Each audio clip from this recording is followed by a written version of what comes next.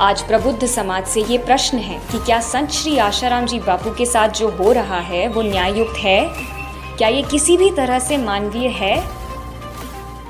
मई 2021 कोविड-19 की दूसरी लहर चरम सीमा पर थी। तब कैपेसिटी से अधिक भरी हुई जेल कोविड इन्फेक्शन का हॉटस्पॉट बन चुकी थी।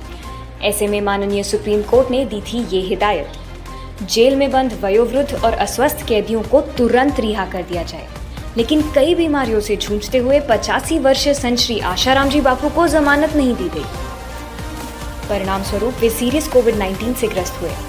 हमेशा आयुर्वेदिक उपचार लेने वाले बापूजी को कोविड प्रोटोकॉल के अनुसार भारी एलोपैथिक दवाओं के स्ट्रॉन्ग डोजेस दिए गए, जिसके दुष्परिणाम स्वरूप उनकी आंतों में छाले पड़ गए, जिनसे रक्तस्राव होने के कारण उनका हीमोग्लोबिन गिरकर 3.7 पर पहुंच गया।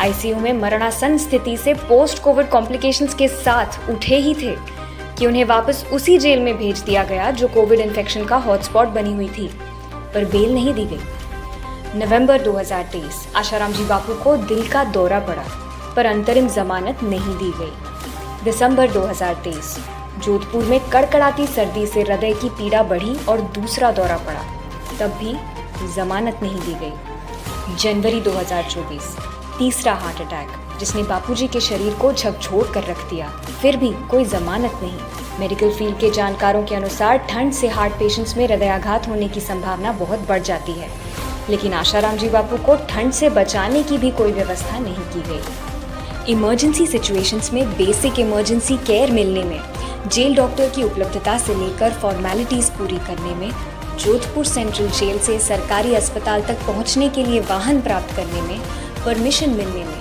अस्पताल पहुंचकर उपचार मिलने में कई घंटों की कानूनी प्रक्रिया से गुजरना पड़ता है, और जो चिकित्सा मिलती है वो बापूजी के माफिक नहीं होती, जिससे कई गंभीर साइड इफेक्ट्स होते हैं, जैसे आंतों से भारी मात्रा में रक्तस्राव और बार बार जानलेवा स्थिति उत्पन्न हुई है।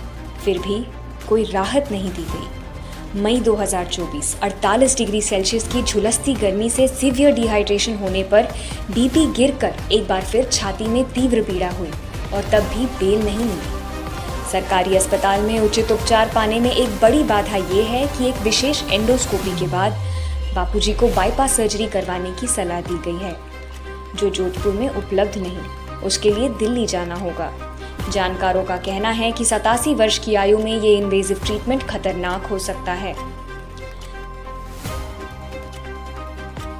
87 वर्ष की उम्र, लड़खड़ाता स्वास्थ्य, बेसिक इमरजेंसी केयर मिलने में घंटों का विलंब, जोधपुर का एक्सट्रीम वेदर, अनुकूल उपचार का अभाव, इन सब से स्थिति अत्यधिक गंभीर होती जा रही है। 12 वर्षों से जेल में बंद संत श्री आशाराम जी बापू को एक दिन की भी बेल नहीं दी गई है। उनका केस आज भी हाई कोर्ट में विचाराधीन है। आज प्रबुद्ध समाज से ये प्रश्न है कि क्या संत श्री आशाराम जी बापू के साथ जो हो रहा है वो न्याययुक्त है? क्या ये किसी भी तरह से मानवीय है? आज प्रबुद्ध समाज से ये प्रश्न है कि क्या संत श्री आशाराम जी बापू के साथ जो हो रहा है वो न्याययुक्त है? क्या ये किसी भी तरह से मानवीय है? भारत के प्रतिष्ठित राजनीतिज्ञ और सुप्रीम कोर्ट के एडवोकेट और हार्वर्ड यूनिवर्सिटी के लेक्चरर डॉक्टर सुब्रमण्यम स्वामी भी कह रहे हैं कि भारत की आजादी के बाद ऐसा फेक केस, ऐसा बकवास केस मैंने अपनी जिंदगी में नहीं देखा। उन्होंने तो साफ साफ कहा है कि भारत का प्रधानमंत्री और गृह मंत्री बापूजी को फंसाने में लिप्त है। वो उसको जेल में डालने वाले दो लोग हैं, एक है नरेंद्र मोदी, दूसरा है अमित शाह।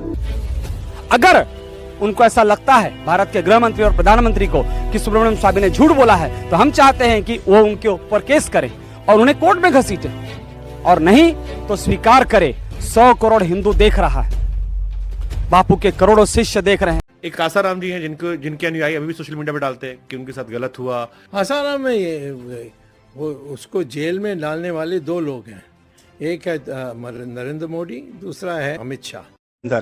आज मैं सब बोलूंगा संत आसाराम को क्यों फंसाया गया। संत आसाराम को किसी ईसाई मिशनरी के बाप की ताकत नहीं थी फंसा देती। यही लोग हैं दरिंदे, यही फंसाने वाले हैं। पूरा प्लानिंग के साथ संत आसाराम जी को फंसाया गया है।